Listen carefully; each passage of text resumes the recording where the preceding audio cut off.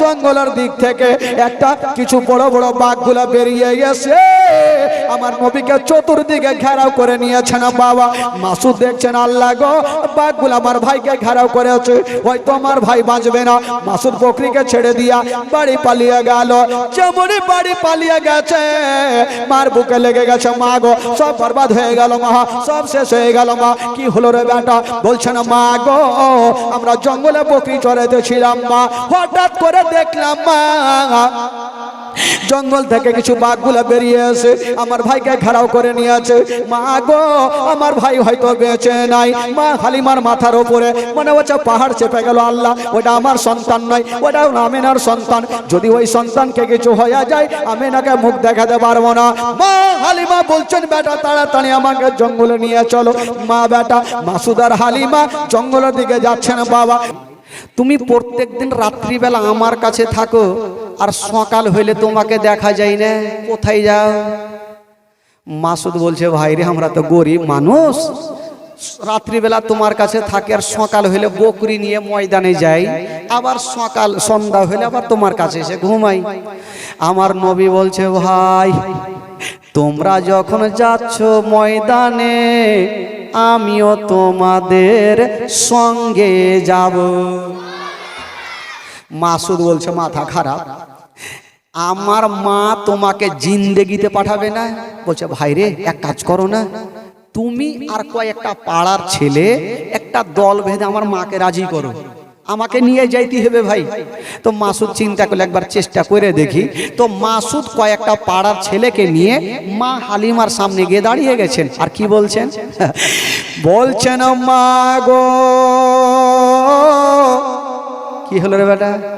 বলছেন মা গো, আমাদের দুগ্ধ ভাই মোহাম্মদ বড় হয়ে গেছে মা, আমরা প্রত্যেক দিন জঙ্গলে যাচ্ছি মা, আমার ভাইকে আমরা জঙ্গলে নিয়ে যাব মা। মা হালিমা বলছে তোদের মাথা খারাপ, ওইটা আমার সন্তান নয়, ওইটা হলো আমেনার সন্তান। ওই সন্তানকে যদি জঙ্গলের মধ্যে কিছু হয়, আমি আমিনাকে মুখ দেখাতে পারবো না। না বেটা, আমি ভুল করেও পাঠাবো না, মা হালিমা পাঠাবে না। আর বাচ্চা বাচ্চা ছেলেরা জিদখানা ছাড়ে না। অন্য অন্য ছেলেরা বলছেন মা গো চিন্তা নেই, আমাদের সাথে পাঠান, আমরা তো আছি, কিছুই হবে না। তো মা হালিমা পাঠাবে না আর বাচ্চাগুলা ছাড়বে না। কবি লিখেছেন বাবা, তোর মোস্তাফাকে দে না মাগো সঙ্গে নিয়ে যায়, তোর মোস্তাফাকে দে না। কে বলছেন? ওই বাচ্চাগুলা বলছেন। কাকে বলছেন? জোরে বলুন, কাকে বলছেন? মা হালিমাকে বলছেন। তো এগুলা মানে ছন্দের মধ্যে বলা হচ্ছে বাবা, ঘটনাটা শুনেন। বাচ্চাগুলা কি বলছেন? তোর মোস্তাফাকে দে না মাগো সঙ্গে নিয়ে যায়, মোদের সাথে বেশি চারণে ময়দানে ভয় নাই, তোর মোস্তাফাকে দে না মাগো সঙ্গে নিয়ে যায়। জোরে বলুন। বাচ্চাগুলা তো জিদ ছাড়ে না। মা হালিমা চিন্তা করলে দাঁড়ালে বেটা, মনে মনে ভাবছেন তোদেরকে এমন এক দুটা প্রশ্ন করব না, উত্তর দিতে পারবি না, বেটাকে নিয়ে যাবি। আরে বেটা, তোরা জঙ্গলে নিয়ে যাবি বুঝলাম, বেটা এত রৌদ্র লাগবে, তাপ লাগবে, তোরা কোথায় রাখবি? না বেটা, নিয়ে যেতে হবে না, আমার বেটা কষ্ট পাবে। মাসুদ হাসতে হাসতে বলছে মা গো, জঙ্গলে রৌদ্র লাগবে না, তাপ লাগবে না, তার ব্যবস্থা আমরা আর করে রেখেছি। জোরে বলুন সুবহানাল্লাহ। ওইটা আবার কি ব্যবস্থা করে রাখলি? তখন মাসুদ হাসতে হাসতে বলছে মা গো, কি জঙ্গলে ব্যবস্থা করে রেখেছি জানেন? বাবলা গাছের ছায়াই নিয়ে বসবো সবাই ঘিরে, আরে খোলমা পাতার তাজবা নাইয়া মা পড়িয়ে দেব শিরে। জোরে বলুন। বাবলা গাছের ছায়াই নিয়ে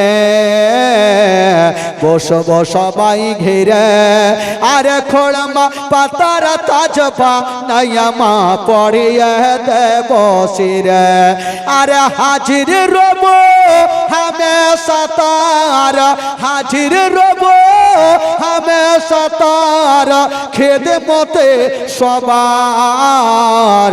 তোর মোস্তফাকে দে না মাগো সঙ্গে নিয়ে যায়।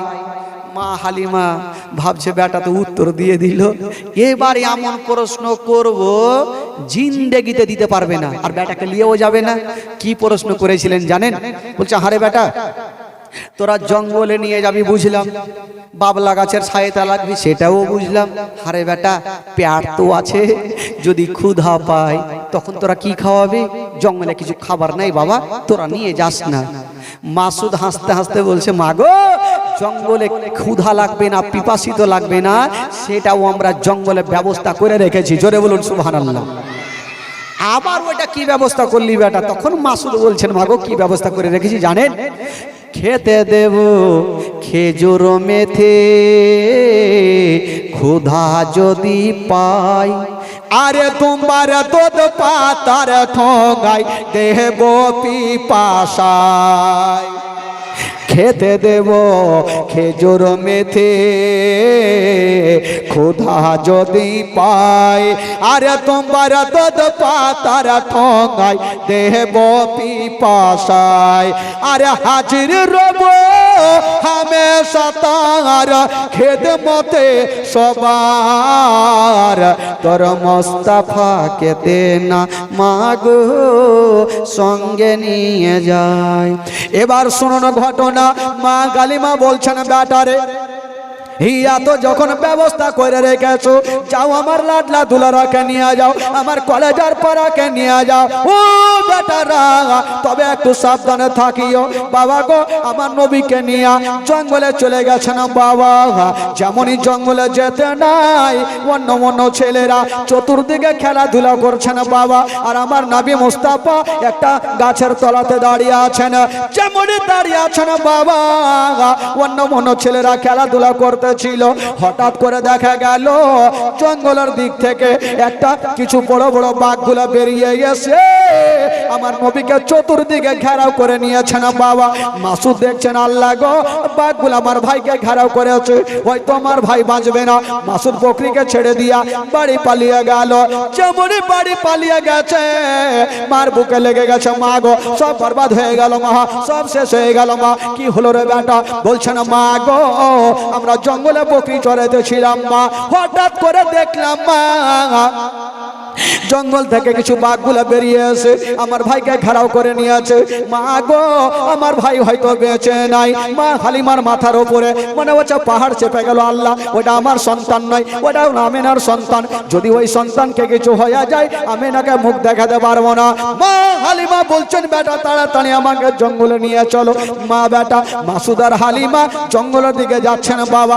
অর্ধেকটা রাস্তা গিয়েছে, আর ওই দিকে জঙ্গলের ঘটনা কি ঘটেছে, যে বাঘগুলা আমার নবীকে ঘেরাও করেছিল বাবা, বাঘগুলা আমার নবীকে ক্ষতি করেছিল। না রে বাবা না, কি করেছিল? ওই বাঘগুলা একটা একটা করে বেরিয়ে এসে আমার নবীর কদমে চুমা দিয়েছিল। জোরে বলুন।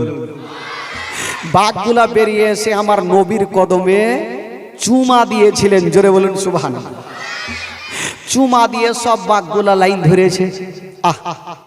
এবার মা হালিমা মাসুদকে নিয়ে দৌড়িয়ে চলে যাচ্ছে। মা হালিমা মাথায় হাত দিয়েছে, আল্লাহ সব শেষ হয়ে গেল, বরবাদ হয়ে গেল। যদি আমার সন্তানকে কিছু হয়, আমিনাকে মুখ দেখাতে পারবো না। মা হালিমা জমরে দৌড়াতে দৌড়াতে যাচ্ছেন বাবা। ওইদিকে মা হালিমা যাচ্ছেন, আমার নবী দেখছেন মা দৌড়িয়ে চলে আসছে। নবী বলছেন, ওরে বাঘেরা দেরি করো না, তোমরা চলে যাও, আমার মা দেখলে ভয় পেয়ে যাবে। জঙ্গলের বাঘগুলা আমার নবীর কদমে চুমা দিয়া বাবা জঙ্গলে চলে গেছেন। মা হালিমা দৌড়াতে দৌড়াতে গিয়া আমার নবীকে টেনে বুকখানে লাগিয়েছেন। ওরে লাডলা দুলারা, ওরে কলেজার পাড়া, আমি শুনলাম তোমাকে বাঘে ঘেরেছিল।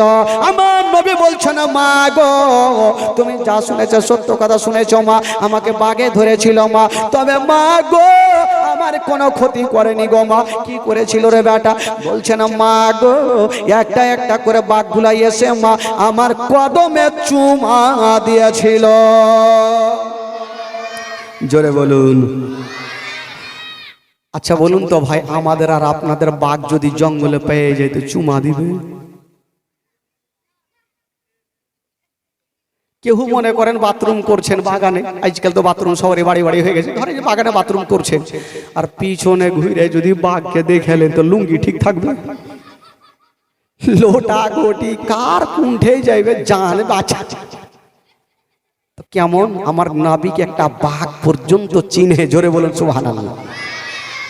একেতে বলে বাবা জীবনী, যখন ভাইঙে চুরে বলতে মানে তো জীবনীর শেষ নাই। আমার মতন হাজার হাজার তাফাজুল যদি চিন্তা করে তো নবীর জীবনী শেষ করতে পারবে না।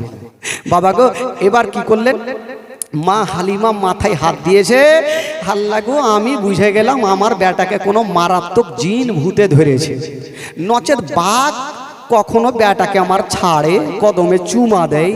মা হালিমা বলছে আর জিন দেখিতে পাঠাবো না, যেমন করে হোক পাঠাবো না। মা হালিমা আবার নবীকে আর পাঠাই না। তো যে একবার আমার নবীকে দেখবে তো বারবার দেখার ইচ্ছা জাগবে কি জাগবে না ভাই? জোরে বলুন, জাগবে কি জাগবে না? একবার দেখলে বারবার দেখার ইচ্ছা জাগবে।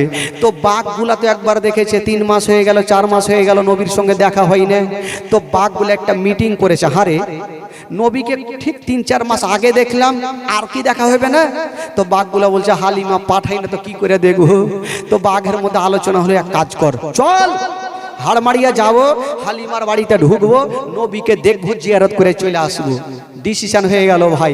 এবার বাঘগুলো একটা দল বাইন্ধা যাচ্ছে কোথায়? হালিমার বাড়ি। তো বাঘের সর্দার বলছে তোরা কোথায় যাবি? বলে যাবো আমরা নবীকে দেখতে। তো সর্দার বলছে যাবি যা, একটাও বাইচা আসবি না, কার নাক বোঁচা হইবে, কার দাঁত টেঁড়া হইবে, কার মুখ ভাঙবে। বলে কেন? বলে তোদের মনের ধারণা তোরা নবীকে দেখবি, কিন্তু গ্রামের লোকের লাদনা লাথি কোনটা পড়বে রে, সব তো পিঠে পড়বে, একটাও বাইচা আসবি না। বলে কি করবো? বলে শুন, যদি তোরা নবীকে দেখতে চাস একটাই উপায় আছে। বলে কি উপায়? বলে কালকে মা হালিমার বেটা মাসুদ যখন বকরি নিয়ে আসবে তখন তোরা বড় বড় বকরিগুলাকে ধরে নিবি, আর ওই বকরি ছুটাতে যদি আসে তবে শেষ জামানার নবী আসবে, জোরে বলুন। আর নবী যখন আসবে তোরা অন্তর ভরে নবীর জিয়ারত করে নিবি। তো সর্দার ঠিক কথা বলেছে। তো বাঘগুলা বললো এটাই করতে হবে। শুনেন বেরাদার, তারপরের দিন মাসুদ যেমনই বকরি নিয়ে এসছেন বাবা জঙ্গলে, বাঘের সর্দার বলছে ওরে বাঘেরা ওই যে দেখ বকরি চলে এসেছে, মা হালিমার বকরি চলে এসেছে, তোরা তাড়াতাড়ি করে যা আর বড় বড় বকরি গুলাকে ধরে নে। ওই বাঘগুলা দৌড়িয়ে গেল, আর যত বড় বড় বকরি গুলা ছিল সমস্ত বকরি গুলাকে ধরে নিয়া বাবা গো জঙ্গলে চলে গেল। মা হালিমার বেটা মাসুদ কাঁদতে কাঁদতে বাড়ি চলে গেল। মা গো সব শেষ হয়ে গেল, মা বরবাদ হয়ে গেল। মা কি হলো রে বেটা? বলছে না মা গো আমাদের যত বড় বড় বকরি গুলা ছিল মা সমস্ত বকরিকে বাঘে ধরে নিয়ে চলে গেছে। মা গো একটা আমাদের বকরি বেঁচে নাই। মা হালিমা বলছে বেটা রে বকরি গেছে যাক রে বেটা, তুই তো বেঁচে এসছিস। বেটা বকরি চলে গেছে আবার বকরি হবে, তুই তো আমার লাডলা বেঁচে এসছিস। মা বেটাতে কথা চলছে আর আমার নাবি পার্শ্বে বসে বসে একটু মুস্কি মেরে হেসে গেলে। তো মা হালিমার মিজাজ খারাপ হবে কি হবে না? আমি টেনশনে কাঁদছি, আমার বকরি ধরেছে, তুই ফের হাসছিস কেন রে বেটা? আমার নবী তখন বলছে, নবী বলছে না মা গো তোমাকে একটা কথা বলবো। মা কি রে বেটা? বলছে না মা গো আমাকে যদি পারমিশন দাও মা আমি জঙ্গলে যাব, আর যত বকরি গুলা ধরেছে মা আমি ছুটিয়ে নিয়ে আসিব। মা হালিমা বলছে তোদের মাথা খারাপ বেটা, একবার তোকে বাঘ ছেড়েছে, দ্বিতীয়বার আর বাঘ ছাড়বে না। বেটা তোকে ভুল করেও পাঠাবো না। আর আমার নবী ভালো করে জানে আমি যতক্ষণ পর্যন্ত জঙ্গলে যাব না তো কিয়ামত পর্যন্ত ওই বাঘগুলো আমার মায়ের বকরিকে খাবে না, জোরে বলুন। তো যেমন করে হোক আমাকে যাইতে হবে। বকরিকে নিয়ে আসতে হবে। মা হালিমা পাঠাবে না, আর আমার নবী জিদখানা ছাড়ে না। মাগো আমি কথা দিলাম আমার কিছু হবে না, একবার পাঠান তো মা। বলছে হারে বেটা যাবি, যা বেটা একটু সাবধানে যেও। আমার নবী বলছে ঠিক আছে আমি যাচ্ছি। আচ্ছা বলুন তো ভাই, আমার নবী যাচ্ছেন জঙ্গলে, বকরি আনতে পারবে কি পারবে না? জোরে বলুন পারবে কি পারবে না? আরো জোরে বলুন। আমার নবী হচ্ছে রাহমাতুল্লিল আলামিন, আমার নবী গেলেই বকরি চলে আসবে। কি করে আমার নবী যাচ্ছেন জঙ্গলে? কবি লিখেছেন বাবা, ও শিশুবেলায় দয়ার নবী গেলেন একদিন ময়দানে, সূর্য তখন লুকিয়ে দেখেন নবী আছেন কোনখানে। ও শিশুবেলায় দয়ার নবী গেলেন একদিন ময়দানে, সূর্য তখন লুকিয়ে আছেন নবী আছেন কোনখানে। সামনে দুটি হাত, সামনে দুটি হাত রহমতেরি সাকিনা, সামনে দুটি হাত রহমতেরি সাকিনা। তিন দুনিয়ার বাদশা সেজে তাজদারে মদিনা। তাই হালিমা তোমার কোলে কে এসেছে দেখো না, ও কি মেরে দেখো না, কাছে গিয়ে দেখো না, দাঁড়া হয়ে দেখো না, খুশবু সঙ্গে দেখো না। তিন দুনিয়ার বাদশা সেজে তাজদারে মদিনা। জোরে বলুন। ও মেঘে এসে ছায়া করেন মোর নবীজির মাথাতে, সর্প এসে হাওয়া করেন মোর নবীজির গায়েতে। মেঘে এসে ছায়া করেন মোর নবীজির মাথাতে, সর্প এসে হাওয়া করেন মোর নবীজির গায়েতে। সামনে দুটি হাত, সামনে দুটি হাত রহমতেরি সাকিনা, সামনে দুটি হাত রহমতেরি সাকিনা। দিন দুনিয়ার বাদশা সেজে তাজদারে মদিনা। তাই হালিমা তোমার কোলে কে এসেছে দেখো না, ও কি মেরে দেখো না, কাছে গিয়ে দেখো না, তাড়া হয়ে দেখো না, খুশবু সঙ্গে দেখো না। দিন দুনিয়ার বাদশা সেজে তাজদারে মদিনা। জোরে বলুন। আচ্ছা বলুন তো আমার নবী বকরি আনতে পারবে কি পারবে না ভাই? কেমন করে আমার নবী যাচ্ছেন আর বকরিকে নিয়ে আসছেন, ছিলেন মারাত্মক ঘটনা। যেমনই আমার নবী মুস্তাফা বাবা গো জঙ্গলের দিকে যাচ্ছেন, মা হালিমা পিছন থেকে বলছে বেটা রে একটু আমার কাছে আসো। বেটা তুমি যাচ্ছ যাও, যদি দেখে লাও যে বাঘ চলে আসে তুমি পালিয়ে আসিও। আমার নবী যাচ্ছেন আর বলছেন মা গো আমি চললাম মা, যতক্ষণ পর্যন্ত বকরি নিব না আমি বাড়ি ঘুরে আসব না। যতক্ষণ পর্যন্ত বকরি নিব না আমি বাড়ি ঘুরে আসবো না। তো মা হালিমা বলো ঠিক আছে একটু সাবধানে যেও। এবার আমার দয়ার নবী মুস্তাফা যেমনই জঙ্গলে চলে গেছেন বাবা, যেমনই জঙ্গলে যেতে নাই ওইদিকে বাঘের সর্দার বলল ওরে বাঘেরা ওইটা দেখ দয়ার নবী মুস্তাফা চলে এসেছে, মামেনার কলেজের টুকরা চলে এসেছে, আব্দুল্লাহর নয়নতারা চলে এসেছে, আব্দুল মুত্তালিবের পোতা চলে এসেছে, তাড়াতাড়ি করে যা আর নবীকে অন্তর পরে নবীর জিয়ারত করে নে। ও যুবকেরা এবার জঙ্গলের বাঘগুলা ধরিয়ে গেল, একটা একটা করে বাঘগুলা গেল আর আমার নবীর কদমে চুমা দিয়া দিল। আমার নবী বলছেন ও বাঘেরা আমার মায়ের বকরি গেলা কোথায়? ভাগগুলা বলছেন ইয়া রাসূলুল্লাহ ইয়া হাবিবাল্লাহ নবী গো আপনার মায়ের বকরি গুলার এখন রুম পর্যন্ত কোনো ক্ষতি করি না, বলে তাড়াতাড়ি করে নিয়ে আসো।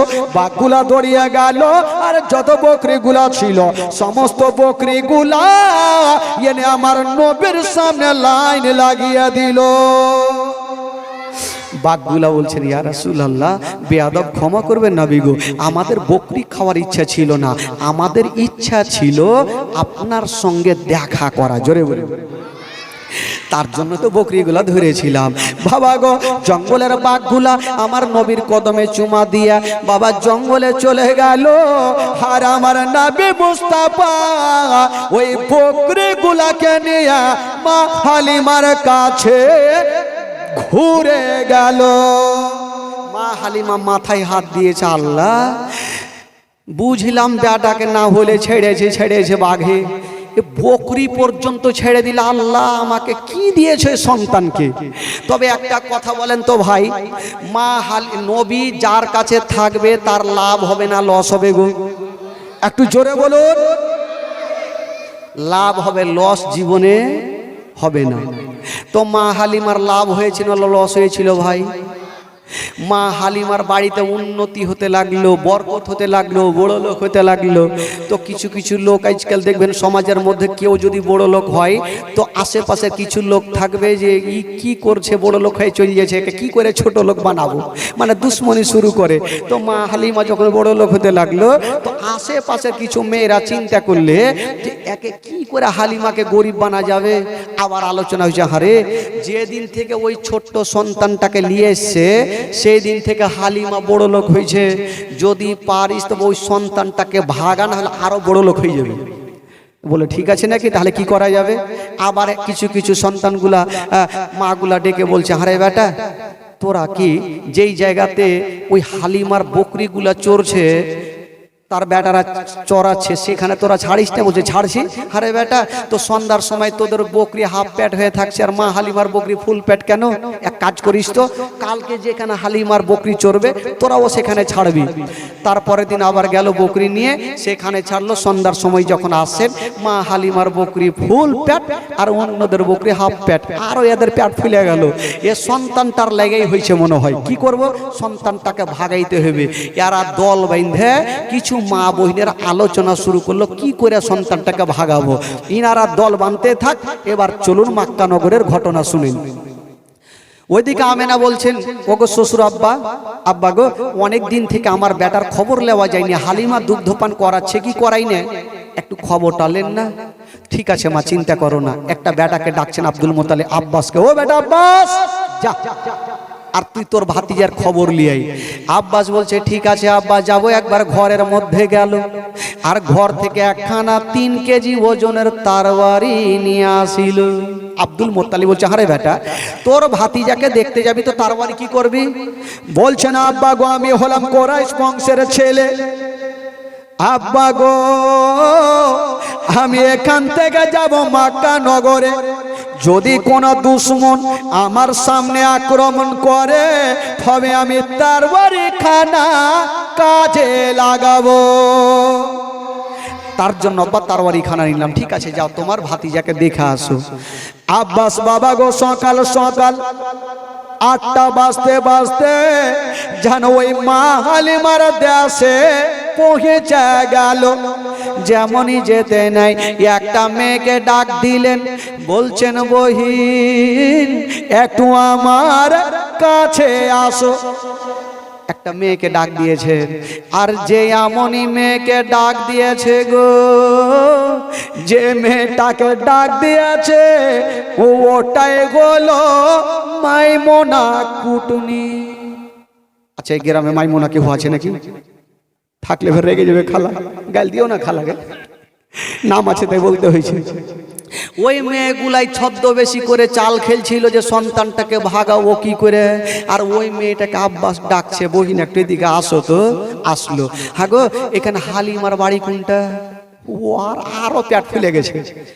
যার দুশ্মনী আমরা করছি ফের হালিমারই কথা জিজ্ঞেস করছে। বলে কি হয়েছে হালিমার? আব্বাস বলছে এত রাগছো কেন? বলছি উত্তরটা দাও। বলে কি হলো বলো? বলে আচ্ছা আমার একটা ভাতিজাকে রেখে গেছি, তাই দুগ্ধ পান করাচ্ছে কি করায় না তাই একটু দেখতে আসলাম।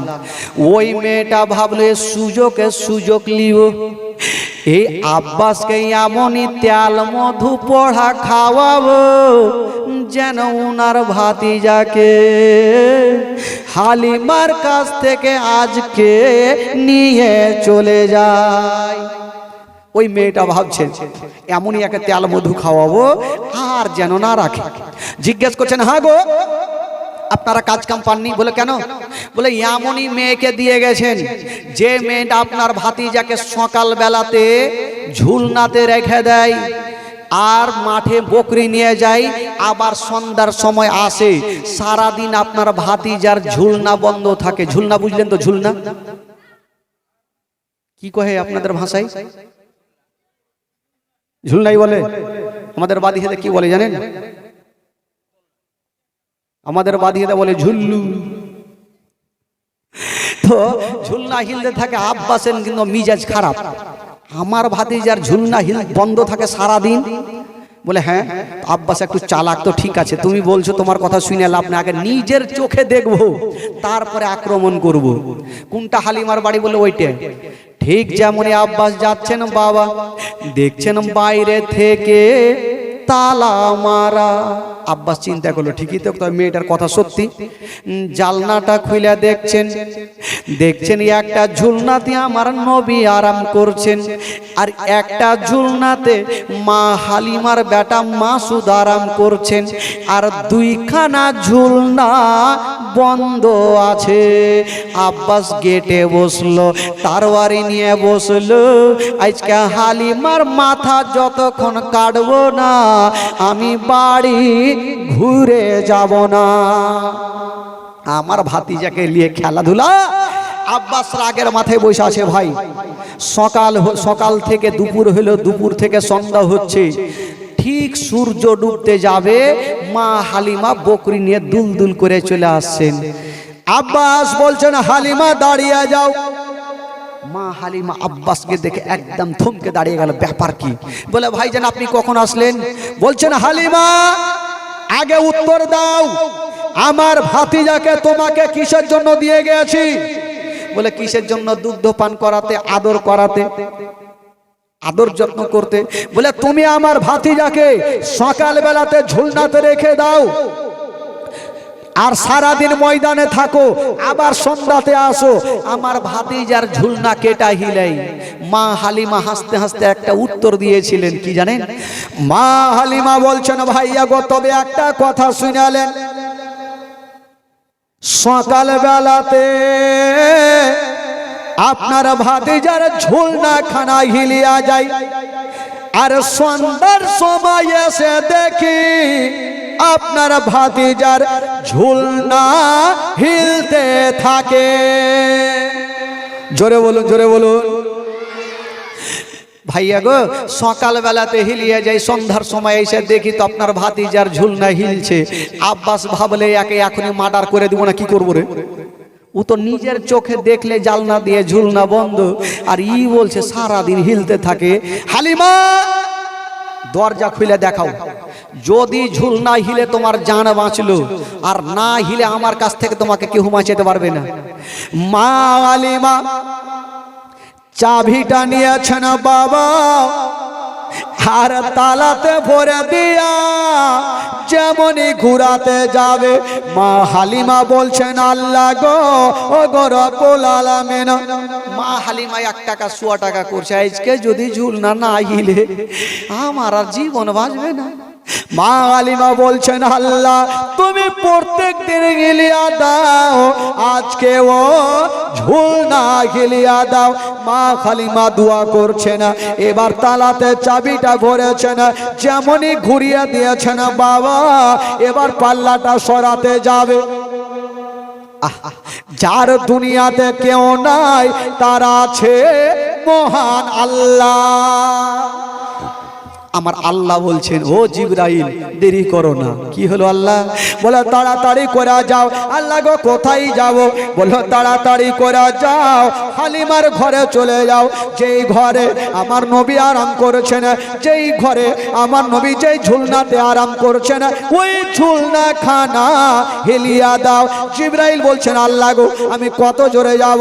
আমার আল্লাহ বলছেন জিবরাইল শোনো, মা হালিমা তালাটা খুলে ফেলেছেন, এখনই পাল্লাটা সরিয়ে দিবেন, চোখে দেখে নিবেন, ওই পাল্লাটা সরার আগে যেন তোমার গাড়ি পৌঁছে যায়। তাড়াতাড়ি যাও। এবার সঙ্গে সঙ্গে বাবা গো জিবরিল আমিন ফারিস্তা আর দেরি করলেন না, সা করে বেরাদারা জিবরিল আমিন ফারিস্তা সা করে পৌঁছে গেল। যেমনই পৌঁছে গেছে না বাবা, আমার নবী যেই ঝুলনা খানাতে আরাম করেছেন, ওই ঝুলনা খানা জিবরাইল হিলিয়ে দিলেন। জিবরাইল চলে যাচ্ছেন, আমার নবী চোখটা খুলে বলছেন ভাই জিবরাইল জিবরাইল একটু দাঁড়িয়ে যাও। জিবরাইল দাঁড়িয়ে গেল। কি হলো নবী গো? বলে জিবরাইল এটা তুমি ভালো করলে। বলে ভালো, যদি আজকে আপনার ঝুলনা না হিলাইতাম আপনার দুগ্ধ মা হালিমার জীবন বাঁচত না। বলে না, এটা তুমি ভালো করো না জিবরাইল। কেন? বলে জিবরাইল শোনো, আমি একটা ঝুলনাতে আরাম করছি, আমার ভাই একটা ঝুলনাতে শুয়ে আছে। এখন মা এসে দেখবে একটা বেটার ঝুলনা হিলছে, একটার হিলে না, মা মনে কষ্ট পাবে। জিবরাইল শোনো, মার মনে কষ্ট দিতে নাই, তুমি এটাও হিলিয়া দাও। জিবরাইল চিন্তা করছি তো ফেঁসে গেলাম, কি করব। আমার নবী বলছে জিবরাইল মার মনে কষ্ট দিতে নাই। কবি লিখেছেন বাবা, মা বিনে বান্ধব নাই রে, মা বিনে বান্ধব নাই রে এই জগত করে। ভেবে দেখো কি করছো এই মায়ের লাগিয়া, ভেবে দেখো কি করছো এই মায়ের লাগিয়া। মা বিনে বান্ধব নাই রে, মা বিনে বান্ধব নাই রে এই জগত করে। ভেবে দেখো কি করছো এই মায়ের লাগিয়া, ভেবে দেখো কি করছো এই মায়ের লাগিয়া। মা মনে কষ্ট দিতে নাই, জিবরাইল ঝুলিয়ে দাও। জিবরাইল চিন্তা করছে এখন যদি না হিলাই তবে নবী নারাজ হয়ে যাবে, আর নবী যদি নারাজ হয় আল্লাহ নারাজ হয়ে যাবে, আর আল্লাহ যদি নারাজ হয় তবে জান্নাত পাওয়া যাবে না। হিলিয়ে দিলেন, দুখানা ঝুলনা হিলিয়ে জিবরাইল চলে গেছেন। এদিকে আব্বাস বলছে হালিমা পাল্লা সরা। মা হালিমা বলছেন ভাইয়া গো একটা কথা বলবো, আগে আমি ঘরে যাব না, আগে আপনি ঘরে চলেন। আব্বাস বলছে আমার যাওয়ার দরকার নেই। মা হালিমা বলছে আমি আগে যাব, আর যদি ঝুলনা হিলে তো আপনি ভাববেন হালিমা আগে এসে হিলিয়ে দিয়েছে, আমি যাব না, আগে আপনি চলেন। আব্বাস বলছে আমার যাওয়ার দরকার নেই, কারণ আমি আগে জালনা দিয়ে দেখে এসেছি ঝুলনা বন্ধ আছে, জীবনেও হিলবে না, চলো তুমি আগে। মা হালিমা যেমনই পাল্লাটা সরাইয়া পর্দাটা সরাইয়া ঘরে ঢুকেছেন বাবা। ও যুবকেরা যেমনই ঘরে ঢুকেছেন বাবা, ওই কি বলে আব্বাস সকাল বেলাতে জালনা দিয়ে দেখেছিল দুইখানা ঝুলনা বন্ধ ছিল, দরজা বন্ধ জালনা বন্ধ, কেউ ভিতরে যায়নি। আব্বাস নজর করে সন্ধ্যার সময় দেখে গো ওই বন্ধ ঝুলনা খানা হাওয়ার গতিতে ঝুলতেছে। জোরে বলুন, হাওয়ার গতিতে ঝুলতেছে। তো আব্বাস বলছেন হালিমা ব্যাপারটা কি কিছু বুঝতে পারলাম না, আমি নিজের চোখে দেখলাম ঝুলনা বন্ধ, এখন কেমন করে হিলছে। মা হালিমা বলছেন ভাইয়া সেটাই তো বলার ব্যাপার, আমি প্রত্যেক দিন সকাল বেলাতে হিলিয়া যাই, আর সন্ধ্যার সময় এসে দেখি আপনারা ভাতিজারা ঝুলনা হিলতে থাকে। আব্বাস দেখে নিলেন আমার নবীকে, আমার নবীর চেহারা এত সুন্দর দেখার পর খুব ভালো আছে। আব্বাস আদর যত্ন করে চুমা খেয়ে দেখার জন্য আসলেন, ভালো আছে চলে যাচ্ছেন দেখার পরে। আর ওই কুটনি মেয়েগুলা মাইমুনা কুটনি ভাবছে আজকে তো নিয়ে চলে যাবে, একটু দেখেইলি। ও দূরে দূরে দাঁড়িয়ে দেখছে, আব্বাস খালি হাতে আনফান করে বাহিরে চলে গেল, এই কুটনি ভাই গেল চলে গেল ভাই।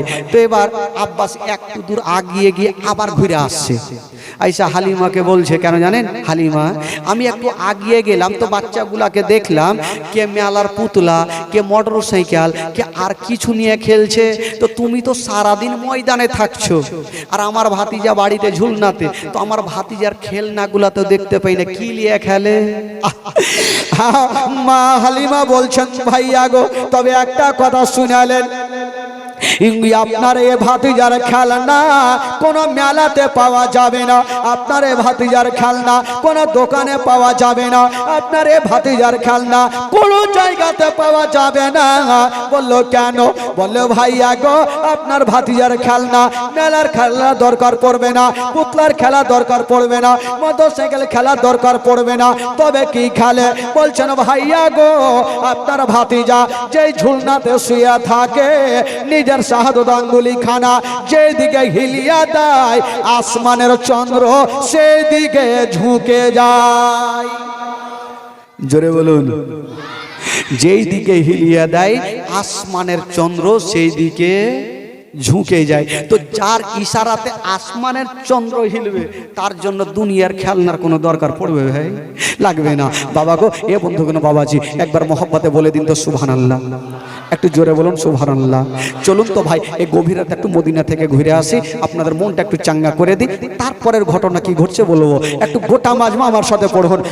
আমার ভালো লাগে না আমি যাব, আমার ভালো লাগে না আমি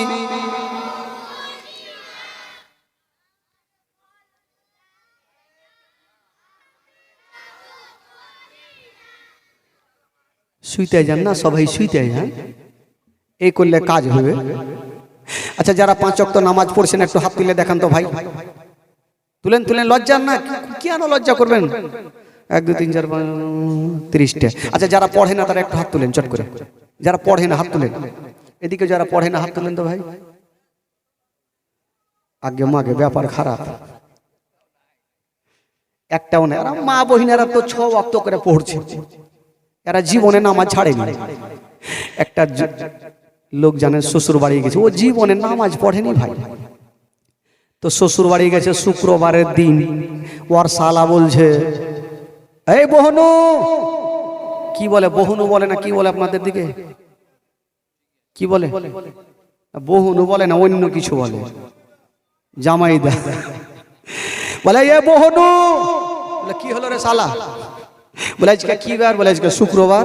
বলে শুক্রবার তো তুমি জানো না নামাজ পড়তে হবে, চলো নামাজ পড়তে। তো এ বহনু বলছে নামাজ কেমন আমি বুঝি না। দেখেন কোন মুসলমান বলছে আমি নামাজই বুঝি না। তো শালা চিন্তা করছে, হায় আল্লাহ, যদি আজকে বহনুকে না নিয়ে যেতে পারি মসজিদে তো গোটা গ্রামের লোক আমাকে বলবে যে কাকে বহিন দিয়েছো যে নামাজই বুঝে না, মান সম্মান আমার থাকবে না।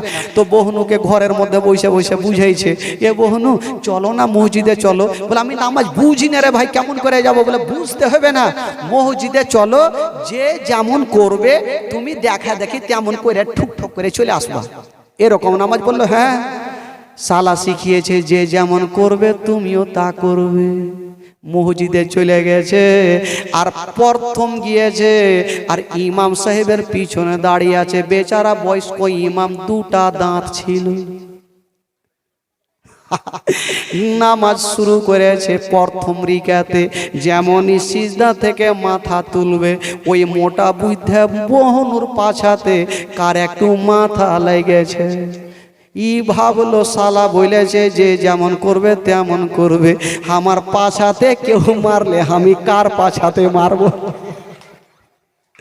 ই ভাবছে সামনে 2টা দাঁতওয়ালা ইমাম, হয়তো ইয়াকে হুঁড়াইতে হবে, এমন ভাবে উঠিয়া ছাড় মারলে ভাই ওই 2টা দাঁতওয়ালা ইমাম পড়ে গেল, যে 2টা দাঁত ছিল ওইটিও গেল। ডাইন দিকের লোকটি নোকটা দিতে থাকছে ডাইন দিকে, এরা বলছে এই বহনু কি করছো? ই ভাবছে মন হয় এরা কেউ হুঁড়াইতে হবে, এমন ভাবে দিলে আর উল্টে দিলে বাম দিকে হুঁড়া মারছে। এর আগের মাথায় বলছে ইমাম সাহেবের দাঁত ভাঙলো, এরা পড়লো, তোরা মায়ের খাওয়া লাগে হুঁড়া করছিস। এরকম হইল অবস্থা ভাই। তো নামাজ পড়বো তাহলে না হাত তুলবো? মুআজ্জাজ বন্ধুগণ, একটু মদিনা যাবেন দিল থেকে প্রাণ থেকে, যদি পড়াতে গুনাহ হয় আমাকে দিবেন, নেকি যদি হয় তো আপনারা ভাগচুক করে নিন। গোটা মাজমা আমার সঙ্গে পড়েন, দিল থেকে প্রাণ থেকে জোরে সোরে পড়ুন। আমার ভালো লাগে না আমি, জোরে, আমার ভালো,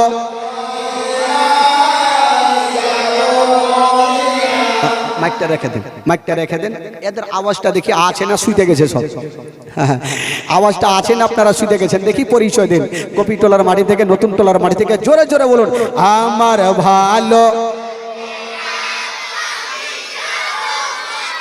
ও মদিনাতে না গেলে মন শান্তি হবে না, আমার ভালো, আমার ভালো লাগে না মনে আছে যে আশা নবী গো হবে তোমার সঙ্গে দেখা মনে আছে যে আশা নবী গো হবে তোমার সঙ্গে দেখা ও গো পাখির মতো থাকতো টানা উড়ে যাব মদিনায় আমার ভালো আমার ভালো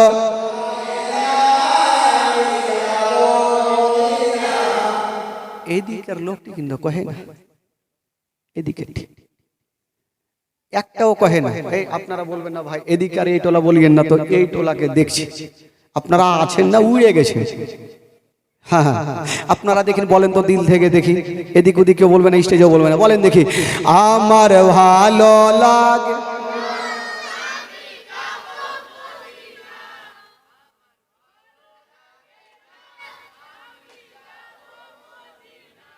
একটু বাইচা আছে মোটামুটি এই টোলাকে দেখবেন রোড পর্যন্ত আওয়াজ ছড়িয়ে যাবে বলতো রে ভাই আমার ভালো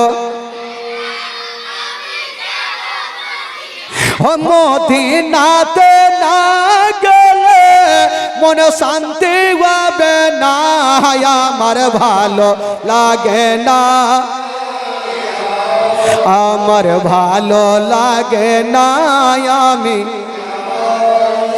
মনে আছে যে আশা নবী গো হবে তোমার সঙ্গে দেখা মনে আছে যে আশা নবী গো হবে তোমার সঙ্গে দেখা ও গো পাখির মতো থাকতো ডানা পাখির মতো থাকতো ডানা উড়ে যাব মদিনায় আমার ভালো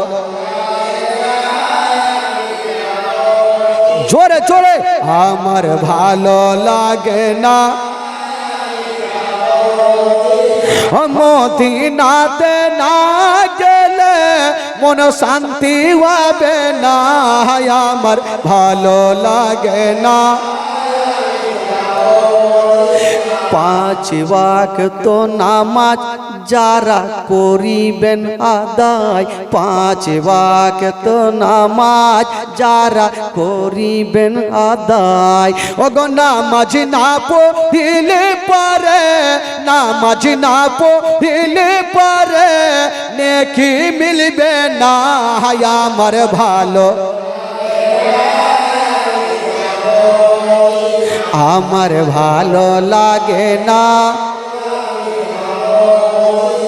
তাফাজুল ইসলাম আজ জীবনী করে তাফাজুল ইসলাম আজ জীবনী করে এই জীবনী না শুনিলে এই জীবনী না শুনিলে নেকি মিলবে না আমার ভালো আমার ভালো লাগে না আমি যাব মদিনা আমার ভালো লাগে না মোহাব্বতে বলুন সুবহানাল্লাহ বেরাদার বন্ধুগণ বাবাজি এবার মা হালিমা সাদিয়া রাদিয়াল্লাহু তাআলা আনহা আমার নবীকে নিয়ে থাকতে লাগলেন এই করতে করতে আমার নবীর বয়স হয়ে গেল 2 বছর জোরে বলুন সুবহানাল্লাহ কয় বছর হইল জোরে বলুন কয় বছর 2 বছর এই 2 বছর বয়সে আমার নবী মার কাছে আছেন কার কাছে মা হালিমার কাছে তো আমার নবী যখন অনেক দিন থেকে জঙ্গলে জেনে বড় হইল তো বলছেন মা গো একটা দিন আর আমাকে জঙ্গলে পাঠান মা আর তো কিছু হবে না তো মা হালিমা চিন্তা করছে যে কেমন করে পাঠাবো বেটা বারবার পাঠাচ্ছি আর এই ঘটনাগুলা ঘটছে না বেটা তোমাকে পাঠাবো না বলে মা গো একবার পাঠিয়ে দেন লাস্টের সময় আমার নবী যখন যায় একটা মারাত্মক ঘটনা ঘটে যায় ভাই কি ঘটনা ঘটেছিল জানেন 2 জন ধরে আমার নবীর বুকটাকে চাকু নিয়ে ফেড়ে দিয়েছিলেন কি করে ফেড়েছিলেন সেটাই বলবো ভাই আজকে জীবনের হলো চতুর্থ রাত্রি আমি বলবো ভাই গো 10টা খোদার বান্দা মাত্র 500 করে টাকা একটু দিতে পারবেন না ভাই দোয়াটা করব ঘটনাটা বলবো আমার নবীর সিনা চাকের ঘটনা একটু চটচট করে মাত্র দোয়া করার জন্য একটু চটচট করে মাত্র 500,000 করে টাকা একটু চটচট করে দিয়ে আসেন ভাই। আসুন তো, একটা কোনো যোগ্যমায় যোগ্য বেটা 1,000টা টাকা সামনে থেকে একটা দিতে পারবেন ভাই? আজকে না আপনি কালকে দিন। একটা কোনো বাবা আছেন? আচ্ছা, ওই দিক থেকে একটা। সুবহানাল্লাহ, মাশাআল্লাহ। কি নাম আছে? শেখ সাজরুল। শেখ সাজরুল সাহেব 1,000 টাকার দাতা, একটু দোয়া করেন। আল্লাহ আমিন। আল্লাহ গো রব্বুল আলামিন মাওলা, শেখ সাজরুল সাহেব মাওলা গো 1,000 টাকা দিয়েছেন আল্লাহ। আল্লাহ তোমার ঘরের জন্য দিয়েছেন মাওলা। আল্লাহ তুমি তার জন্য জান্নাতে এখন করে ঘরকে সাজিয়ে দিও মাওলা। আল্লাহ তার বাড়িতে রুজি রোজগার আল্লাহ তুমি বরকত দান দিও মাওলা। তার ব্যবসাতে তারা কি করে দিও মাওলা। তার আত্মীয় স্বজনকে জান্নাতবাসী করে দিও মাওলা।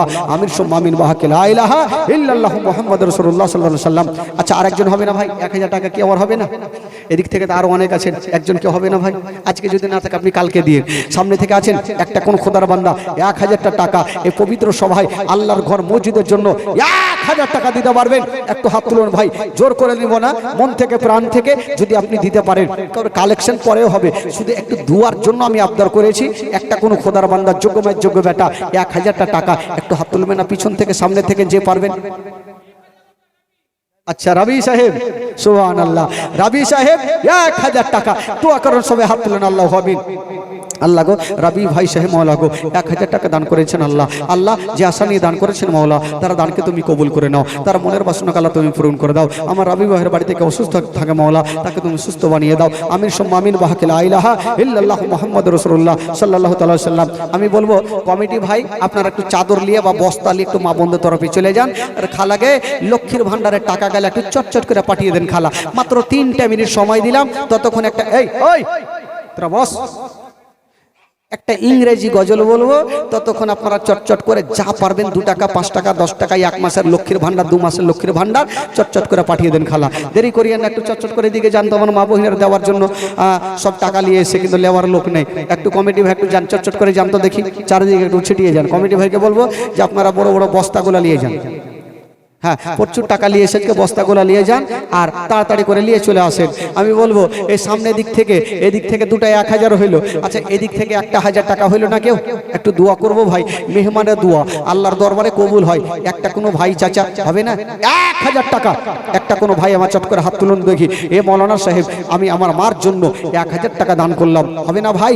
একটা কোনো ভাই চাচা উঠান দেখি, মহব্বতে ভালোবাসা দিয়ে 1,000 টাকা কোনো যোগ্যমায় যোগ্য বেটা এই পবিত্র সভাতে যদি পারেন বাবা গো একটু দোয়া নিয়ে যান। কারণ নবীর মাহফিলে বেয়াদব না, একটু যদি দোয়া হয়ে যায় আমার নবী পর্যন্ত খুশি হবে, আর নবী যদি খুশি হয় আমার আল্লাহ খুশি হয়ে যাবে। একটা কোনো বাবা হবে না গো? কি নাম? শেখ সাহিদ। শেখ সাহিদ, ওনার দাদু ইন্তিকাল করেছেন, উনি 500 টাকা দিয়েছেন। সুবহানাল্লাহ, মাশাআল্লাহ। দেখেন একটু দোয়া করেন। আল্লাহ আমিন। রব্বুল আলামিন গো, শেখ সাহিদ মাওলা গো, ওনার দাদু ইন্তিকাল করেছেন, মাওলা 500 টাকা দিয়েছেন মাওলা। ওনার দাদুকে তুমি জান্নাতবাসী করে দিও মাওলা। রব্বুল আলামিন মাওলা গো, যে আশা নিয়ে দান করেছেন মাওলা, তার দানকে তুমি কবুল করে নাও। তার মনের বাসনাকে আল্লাহ তুমি পূরণ করে দাও। রব্বুল আলামিন মাওলা গো, আমার ভাই বাবাজিরা বসে আছেন মাওলা গো, প্রত্যেককে বেশি বেশি দান করা তৌফিক দান করো। আমিন সুম্মা আমিন। বাহাকে লা ইলাহা ইল্লাল্লাহু মুহাম্মাদুর রাসূলুল্লাহ সাল্লাল্লাহু তাআলা আলাইহি ওয়াসাল্লাম। বাবা গো, আচ্ছা 500 করে টাকা যখন আপনাদের ভারী হচ্ছে, তবে 500 করে টাকা 5টা খোদার বান্দা। প্রথম ব্যক্তি একটা হাত তুলুন তো ভাই, প্রথম ব্যক্তি একটা কেউ আছেন? এই যে একটা হয়ে গেল 500 টাকা। সুবহানাল্লাহ। কোরআনে পাক হচ্ছে 30 পারা, এদিকে 10 পারা নিব, এদিকে 10 পারা, এদিকে 10 পারা, মাত্র 500 করে টাকা। এদিকে হন তো ভাই, প্রথম পারার জন্য একটা কেউ আছেন? 500টা টাকা, এদিক থেকে একটা 500 টাকা, আর এদিক থেকে একটা 500টা টাকা। হন তো ভাই, প্রথম পারার জন্য কেউ আছেন? এই যে একটা হয়ে গেল, ওদিক থেকে হাতে নামটা লেখেন, ওই যে একটা। সুবহানাল্লাহ, মাশাআল্লাহ। এদিকে 500 টাকা। আচ্ছা আচ্ছা, মা ইন্তিকাল করেছেন, 400 টাকা দান করেছেন, মাশাআল্লাহ। এদিক থেকে একটা হয়েছে, আর এই টোলা থেকে একটা। আচ্ছা, এই টোলা থেকে 500 টাকা একটা কেউ নাই? একটা কেউ হলো না 500 টাকা? ওকে খালা, ওকে कंजूस की बेटी जल्दी दो। আমার মা বোনেরা তো প্রচুর দান করবে, 1 মাসে টাকা দিলে কি হবে? দেন, চটচট করে দেন। ওই যে বস্তা লেগে গেছে, দেন তাড়াতাড়ি দেন। আচ্ছা এদিক থেকে একটা হলো না, এদিক থেকে একটা হলো না, মাশাআল্লাহ, এদিক থেকে একটা হলো, এদিক থেকে একটা হলো। আচ্ছা এদিক থেকে আরেকটা পুরান তো ভাই, দুই পাড়ার জন্য কেউ আছেন 500 টাকা। দুনিয়াতে ঝামেলা আছে, আল্লাহর কালামে কোনো ঝামেলা নাই। একটা কোনো ভাই আমার আছেন 500 টাকা দেনেওয়ালা, একটু চট করে হাত তুলুন তো ভাই, মোহাম্মদে ভালোবাসা দিয়ে নবীর মাহফিলে একটা কোনো ভাই যদি পারেন 500 টাকা আজকে আপনার পকেটে নাই, আপনি কালকে দিবেন। যে মৌলানা সাহেব আজকে নিয়ে আসেনি, আমি তবে কথা দিলাম নবীর মাহফিলে আমি কালকে দিয়ে দেবো। একটা কেউ আছেন 500 টাকা দেনেওয়ালা আছেন কোনো ভাই চাচা, একটু হাত তুলে বলেন এ মৌলানা সাহেব আমি 500 টাকা দিলাম। এদিক থেকে আরেকটা কেউ হবে না, কেউ 500 টাকা হবে না? এই যে আরেকটা হয়ে গেল, ও ভাই আরেকটা হলো, নামটা লেখান, ওই যে ওখানে নামটা লেখান।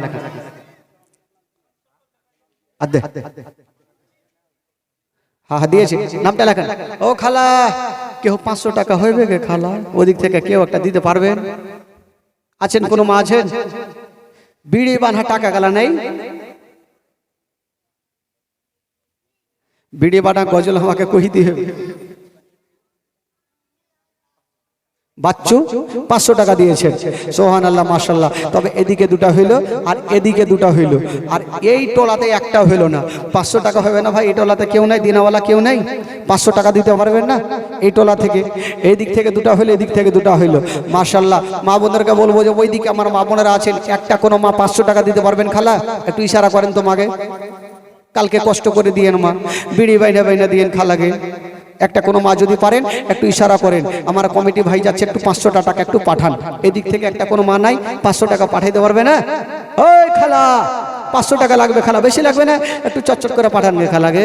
আমি জানি 500 টাকাতে কি হবে আপনাদের, 10 20 50 100 200 500 আপনারা চটচট করে দিয়ে যাবেন ইনশাআল্লাহুল আজিজ। আর চাদর ঘুরছে আপনারা তাড়াতাড়ি করে দেন, কালেকশন হবে না, জীবনই তো হবে।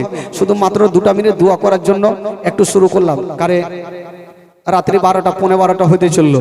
হ্যাঁ 12:15 হতে চললো, আমার সিগন্যাল দিতে লাগলো যে তাড়াতাড়ি ছাড়ো, বাড়ি যেতে হবে।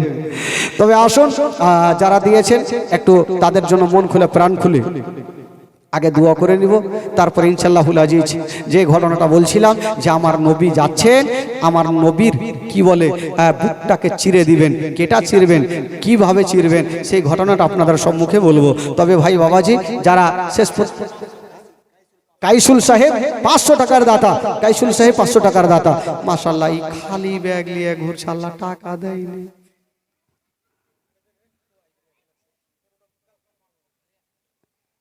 খালাগে টাকা যদি কাইলকে না নিয়ে আসেন, বাদিহের গালি শুনেছেন? সবাইকে বললাম টাকা নিয়ে আসবেন, সকালবেলাতে ব্যাংকে লাইন দিবেন, লক্ষ্মীর ভান্ডার টাকা তুলে নেবেন সকাল থেকে। হ্যাঁ মার্চেন্টকে বলবেন যেন সকাল সকাল হপ্তা দিয়ে দেয়। মা বোন গো তোমরা বিড়ি যতই বাঁধো না, স্বামীর সেবা না করিলে জান্নাত পাবে না।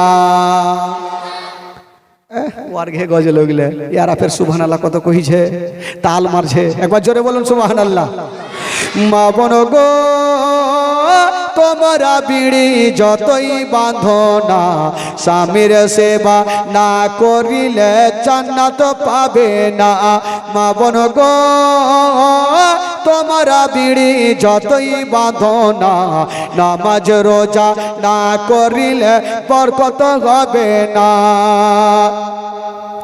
ও দলে দলে দলে দলে দলে দলে দলে দলে দলে দলে বসে তোমরা গল্প গুজব করো, কে কতটা বিড়ি বানতে পারো, আনা আনি ধরো, আনা আনি ধরো।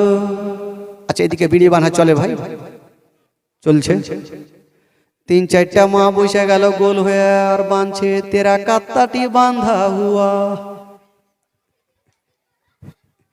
এটা লয় যে তাই 2 পারা पढ़े तो हम 3 पारा पढ़ेंगे, एगला कथा नहीं। तेरा कात्ताटी बांधा हुआ, तेरा केत्ताटी स्टॉक हुआ, एगला वर्गे गल्प। हो दले दले दले दले दले दले बसे তোমরা গল্প গুজব করো, কে কতটা বিড়ি বানতে পারো, আনা আনি ধরো। বাকি থাকলে বলবো না, কালকে বলবো। টাকা না দিলে বলবো, বলবো না খালা। তবে যারা দিয়েছেন দান করেছেন একটু তাদের জন্য সকলে হাত তুলেন, আল্লাহু আমিন। রব্বুল আলামিন মাওলা গো, এই পবিত্র সভাতে বসে মাওলা গো 100 200 500 1000 পর্যন্ত দান করেছেন আল্লাহ। আল্লাহ যে আশা নিয়ে দান করেছেন মাওলা, প্রত্যেকের দানকে তুমি কবুল করে নাও, প্রত্যেকের মনের বাসনাকে আল্লাহ তুমি পূরণ করে দাও রব্বুল আলামিন মাওলা গো। জানি না মাওলা যারা যারা দান করেছেন মাওলা, আল্লাহ তোমার ঘরকে সাজিয়েছেন মাওলা, আল্লাহ তুমি প্রত্যেকের জন্য এখন করে জান্নাতে ঘরকে সাজিয়ে দাও রব্বুল আলামিন মাওলা গো। যারা এই পবিত্র সভাতে বসে আছেন মাওলা, কালকে বেশি বেশি দান নিয়ে আসার তুমি তৌফিক দান করে দিই মাওলা রব্বুল আলামিন মাওলা গো। আমাদের মধ্যে কাউরে দাদা, কাউরে দাদি, কাউরে মা, কাউরে বাবা দুনিয়া থেকে চলে গেছেন মাওলা, জানি না তারা কবরে কি অবস্থা রয়েছেন আল্লাহ। আল্লাহ যদি তাদের কবরে আযাব হয়ে থাকে, প্রত্যেকের কবরে আযাবকে দূর করে প্রত্যেককে তুমি জান্নাতবাসী করে দিও। আল্লাহুম্মা রাব্বু মুহাম্মাদিন সাল্লাল্লাহু আলাইহি ওয়াসাল্লাম নাহনু ইবাদু মুহাম্মাদিন সাল্লাল্লাহু আলাইহি ওয়াসাল্লাম সুবহান রাব্বিকা রাব্বিল ইজ্জাতি আম্মা ইয়াসিফুন ওয়া সালামুন আলাল মুরসালিন আলহামদুলিল্লাহি রাব্বিল আলামিন। আমিন আমিন আমিন বাহাকে লা ইলাহা ইল্লাল্লাহ মুহাম্মাদুর রাসূলুল্লাহ সাল্লাল্লাহু আলাইহি ওয়াসাল্লাম। আল্লাহুম্মা সাল্লি আলা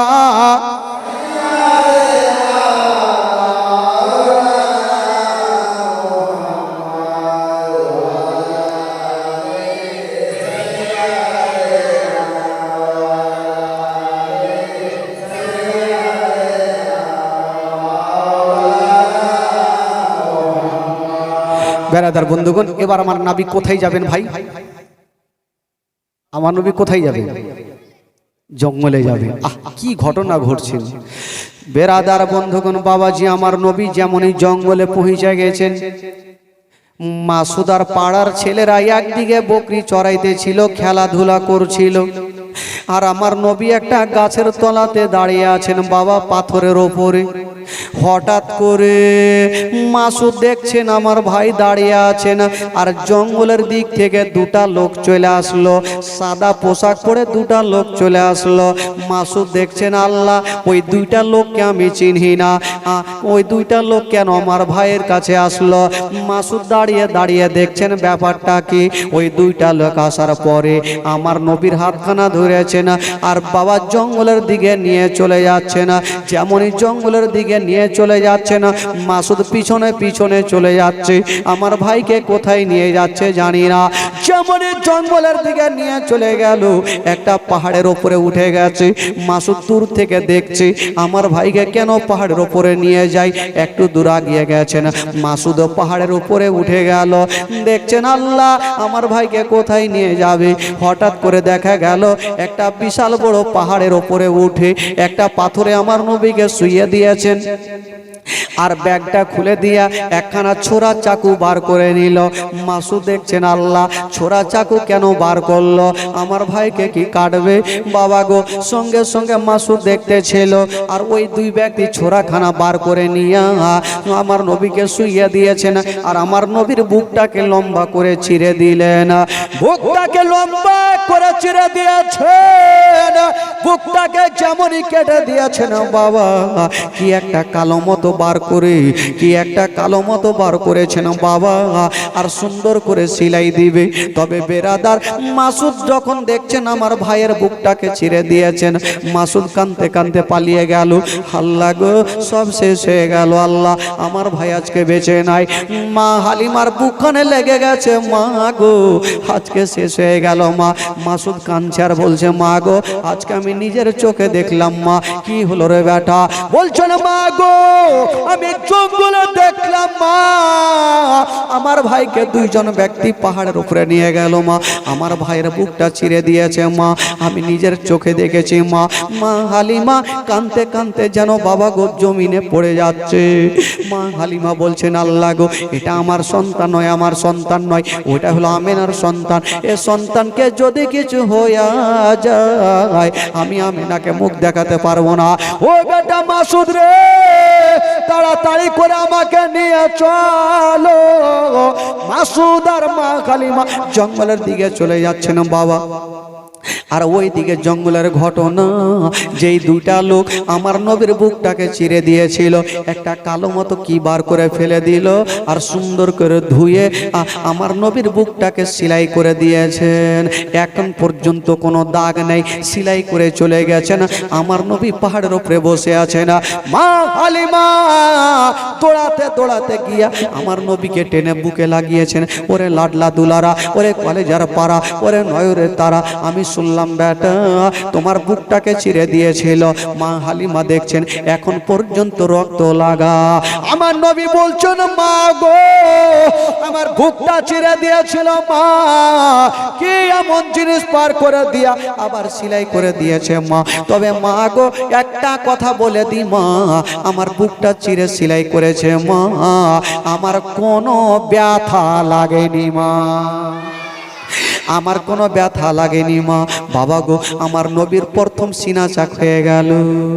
বাবা গো এবার মা হালিমার ভয় হয়ে গেল, জানি না এই সন্তানটা সাধারণ হতে পারে না, এ সন্তানকে কিছু হয়ে যেতে পারে। মা হালিমা বলছেন ওরে বেটা রে আর আমি তোমাকে রাখবো না, এবার চলো বেটা চলো, তোমাকে তোমার মার কাছে পৌঁছা দিব। মা হালিমা আমার নবীকে বুকে করে নিয়ে 2.5 বছর বয়সে, এখানে আরো ঘটনা আছে ভাই কিন্তু ঘটনাটা বললাম না। মা হালিমা আমার নবীকে বুকে করে নিয়ে 1 পা 2 পা করে মক্কা নগর পৌঁছে গেল।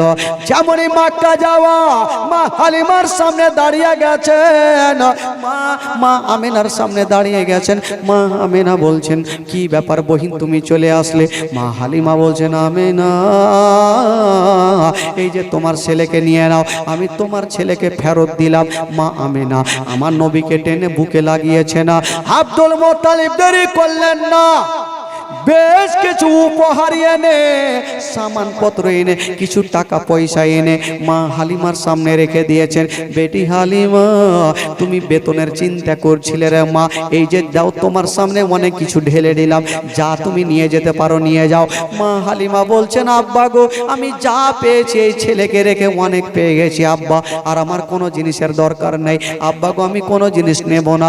হাজার হইল হালিমা 2.5 বছর দুগ্ধপান করিয়েছেন, ময়া মমতা হয়ে গেছে, আমার নবীকে ছেড়ে যাবেন। কলেজা খানা কাঁদছে, হালিমা কাঁদছে।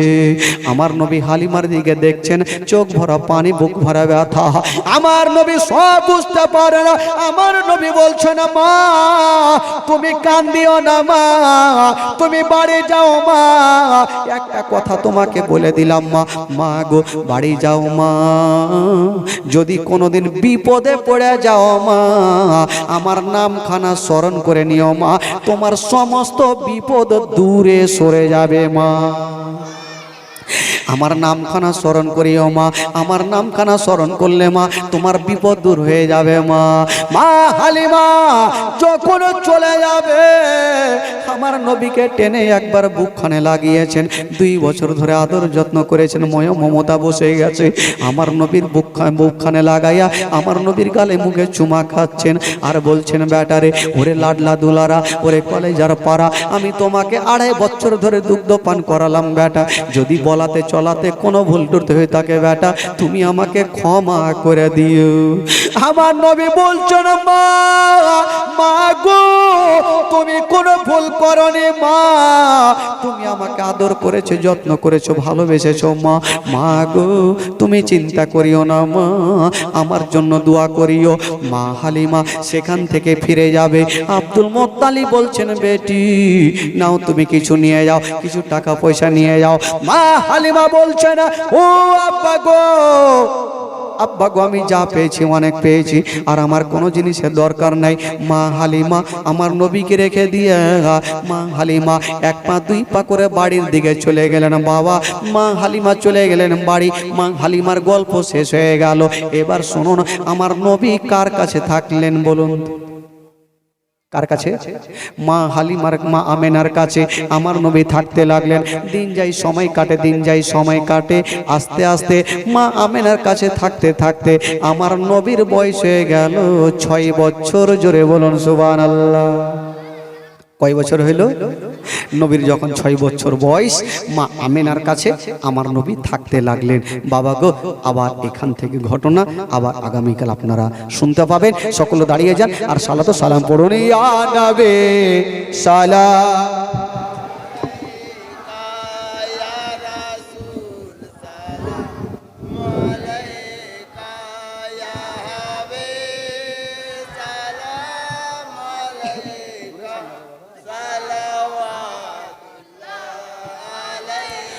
ইয়া রাসূলুল্লাহ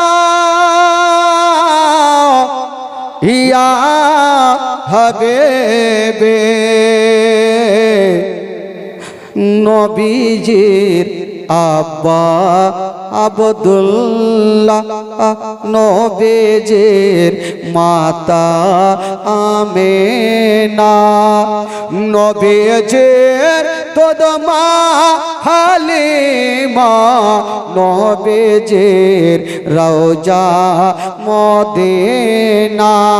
ইয়া নবী সালাম ইয়া রাসূল সালাম ইয়া হাবিব সালাম আলাইকা সালাওয়াতুল্লাহ ইয়া রাসূলুল্লাহ ইয়া হাবিব।